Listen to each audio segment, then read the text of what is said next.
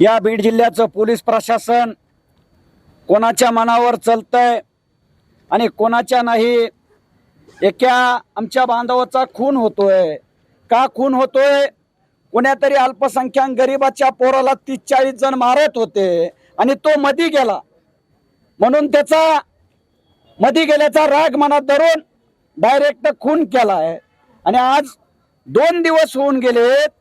आमची नातेवाईक मंडळीची, संपूर्ण समाज बांधवाची विनंती आहे की या घटनेमध्ये जे कोणी दोषी असतील, मग कुणी असो, ज्याप्रमाणे आमच्या त्या मयताच्या घरचे सांगतात की हे माणसं तिथं होते, यांनी मदत केली, ज्या पद्धतीनं फिर्यादी सांगतात त्या पद्धतीनं तुम्ही FIR घ्या ना, मग तुम्हाला CCTV दिसतील, CDR दिसतील। पण असं न करता कोणाला तरी वाचवायसाठी हे पोलीस प्रशासन काम करतंय।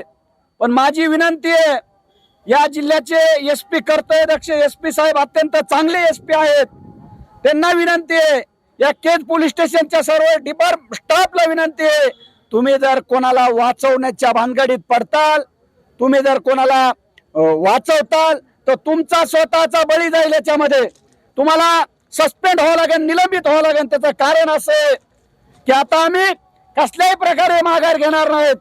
कुठपर्यंत सहन करायचं? आमच्या सहनशीलतेचा अंत संपलेला आहे। म्हणून तुम्ही एका समूहाला एक न्याय देता आणि दुसऱ्या समूहाला वेगळा न्याय देता। खरं म्हणजे या ठिकाणी संपूर्ण समाज आणि OBC बांधव बीड जिल्ह्याच्या कानाकोपऱ्यातून केजकडे यायला निघालाय।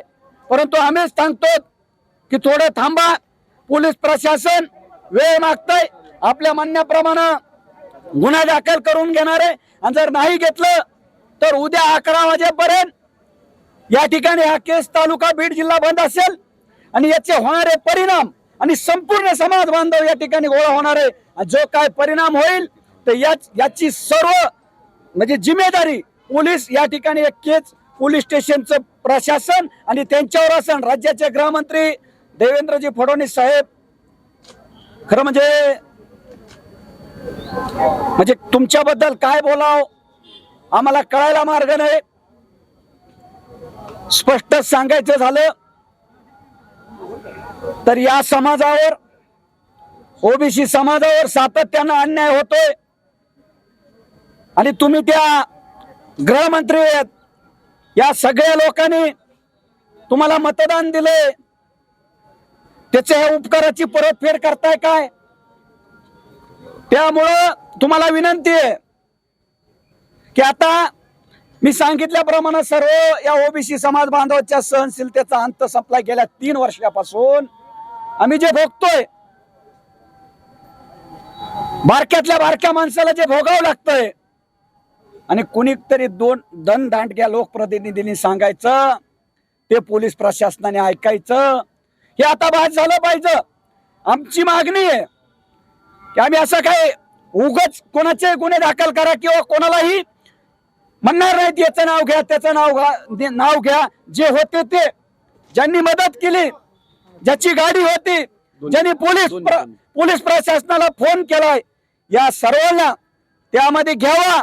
आणि जर नाही घेतलं तर मी सांगितल्याप्रमाणे आम्ही तर इथं थांबणार आहेत सर्वजण, परंतु जिल्ह्याच्या कान्याकोपऱ्यातून या ठिकाणी फार मोठ्या प्रमाणात सर्व समाज बांधव येणार आहेत आणि होणारा जो काय परिणाम आहे, दुष्परिणाम आहे, याला फक्त आणि फक्त पोलीस प्रशासन असेल, एवढंच या निमित्तानं मी सांगू इच्छितो।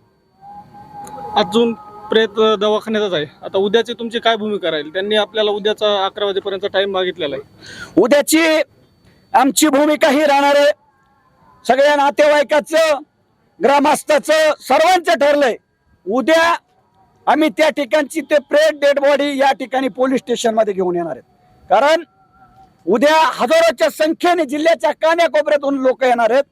त्यामुळं ती डेड बॉडी तिथून घेऊन आम्हाला जोपर्यंत न्याय भेटत नाही, जोपर्यंत त्या घरातले माणसं सांगतात, फिर्यादी सांगतोय की या माणसाचे नावं घ्या, तोपर्यंत घेत नाहीत, तोपर्यंत आम्ही कसल्याही प्रकारे अंत्यविधी करणार नाही। कारण आमच्या त्या बांधवाची, आमच्या त्या लेकराची, ज्या पद्धतीने त्याची काही चूक नसताना फक्त कुठंतरी दुसऱ्याला एवढा 30-40 जणांचा मॉब मारत होता आणि त्याला सोडण्यासाठी गेला म्हणून त्याची अशा पद्धतीनं मुजोरी कोणती ही काय माणुसकीला काळीबा फसणारी गोष्ट आहे.